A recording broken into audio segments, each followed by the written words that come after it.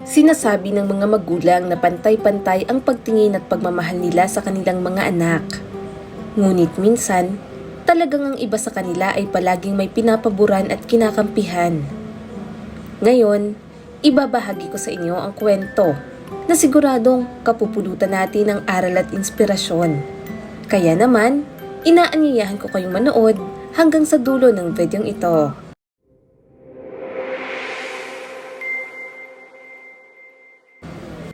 Ang kwentong ito ay ibinahagi ng isang babae na nagngangalang Nikki mula sa kanyang sariling karanasan. Ayon kay Nikki, 3 lamang silang magkakapatid. Ang panganay na si Mike, siya at ang bunsong si Claire. Bata pa lamang ay nararamdaman niya na iba na talaga ang turing ng kanilang mga magulang sa kanyang kuya. Tuwing mag-aaway sila ay palaging si Mike ang pinapanigan ng kanyang nanay at tatay. At habang lumalaki sila ay napapansin niya rin na palaging nakukuha ni Mike ang mga bagay na kanyang hilingin, tulad na lamang ng mga mamahaling laruan. Sumali rin siya sa soccer team ng kanilang paaralan, at kahit abala ang kanyang mga magulang sa trabaho ay talagang naglalaan sila ng oras upang mapanood ang bawat laro ni Mike. Samantalang, kapag siya at si Claire ang may event sa school, palaging wala ang mga magulang nila. Ang katwiran ng mga ito ay busy sila sa trabaho. Sa kabila ng ipinapakitang favoritism ng kanilang magulang, nag-aral si Nikki at Claire ng mabuti. Subalit, pagdating ng graduation, honor student si Nikki at Claire at wala man lang silang natanggap na kahit na ano. Sa halip, ang kanilang kuya ang nakatanggap ng bagong sports equipment at bisikleta kahit wala naman itong award sa school. Noong 16 na taong gulang na si Mike ay binilhan naman siya ng pinapangarap niyang motor at makalipas ang ilang taon ay kotse naman ang ibinili sa kanya. Samantalang ang magkapatid na babae ay hindi man lang naranasan magkaroon ng mga bagong gamit. Kapag may hinihiling sila, palaging sinasabi ng kanyang nanay na wala silang sapat na pera para makabili ng mga bagay na hindi naman nila gaanong kailangan. Noong maaksidente ang kotse ni Mike, sa halip na magalit ang kanyang mga magulang ay binilhan pa nila ito ng mas mahal na sasakyan. Katwiran nila, lumang model at mahirap nang imaneho ang lumang sasakyan nito. Samantalang si Nikki at ang kanyang kapatid ay naglalakad pa rin patungo sa paaralan. Sa kabila ng lahat ng iyon, umaasa pa rin si Nikki na baka sakaling mag-iba ang pagtrato sa kanila ng kanilang mga magulang. Ngunit, habang tumatanda sila ay lalo lamang nilang napapatunayan na si Mike ang palaging pinapaboran ng mga ito. Noong mag-enroll si Mike sa kolehiyo, cash binayaran ang kanyang tuition fee. Nagrenta din siya ng apartment dahil ayaw niyang mag-dorm. Katwiran niya ay ayaw niya ng may kasama sa kwarto dahil hindi siya komportable. Binibigyan din siya ng sapat na allowance upang hindi na siya mamroblema pa sa kanyang mga gastusin. Ang tanging iintindihin niya na lamang ay ang pag-aaral. Noong mga panahong iyon, nabawasan ang allowance ni Nikki at Claire. Upang matustusan ang kanilang mga gastusin, sinubukan nilang humanap ng part-time job. Alam naman nilang hindi sila bibigyan ng kanilang mga magulang. Isang araw, kinausap sila ng kanilang ina. Ayon rito, hindi na nila kayang magpaaral pa ng anak sa kolehiyo. Tanging ang Kuya Mike na lamang nila ang tanging gagastusan dahil siya ang panganay na anak. Bukod pa roon, darating ang panahon na magkakaroon siya ng sariling pamilya na aasa sa kanya kaya kinakailangan na makapagtapos siya ng pag-aaral. Mula noong araw na iyon, mas pinagbutihan pa ng magkapatid ang pag-aaral kasabay ng pagtatrabaho upang makaipon ng pera. Maswerte namang nakakuha ng scholarship si Nikki sa kolehiyo. Kinailangan niya ring magrenta ng apartment dahil malayo ito sa kanilang bahay. Gamit ang kanyang naipong pera, pinilit niyang maitaguyod ang sarili upang makapagtapos ng pag-aaral. Nang sumunod na taon, magkasama na sila ni Claire sa apartment. Nakakuha rin ito ng scholarship sa parehong paaralan. At upang matustusan ang kanilang mga gastusin, nagtrabaho sila sa restaurant malapit sa kanilang tinitirahan.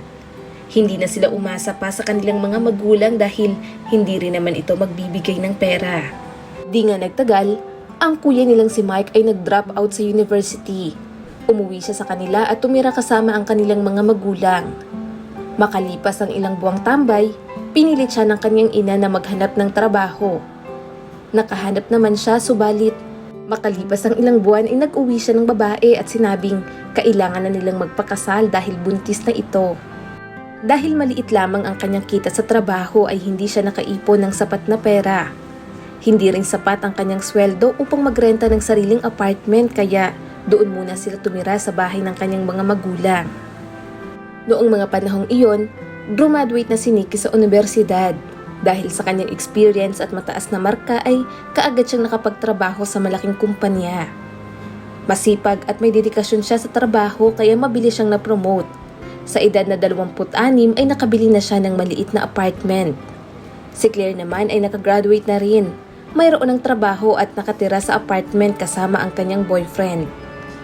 Marahil ay hindi na ibabahagi ni Nikki ang kanyang kwento kung hindi dahil sa isang pangyayari na talagang nakaapekto sa kanya. Dahil sa problemang pinansyal, ayaw pa sanang magretiro ng kanyang mga magulang. Subalit, napilitan silang tumigil na sa pagtatrabaho dahil hindi na kaya ng kanilang katawan.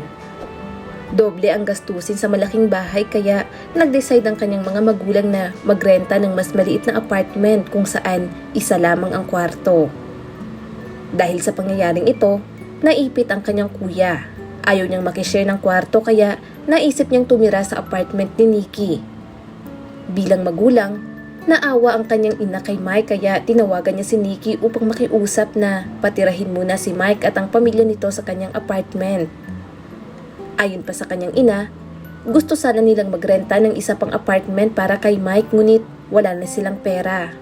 At bilang kapatid, sana ay naiintindihan ni Nikki ang kanilang kalagayan. Sumagot naman si Nikki at sinabing ang kuya niya ay walang regular na trabaho. Kailangan niyang mag-apply kada 6 na buwan. Samantalang ang kanyang asawa naman ay napakatamad at hindi man lang marunong sa mga gawaing bahay. Sana raw ay matutong tumayo sa sarili niyang mga paa ang kanyang kapatid kaysa palaging kinukonsinte.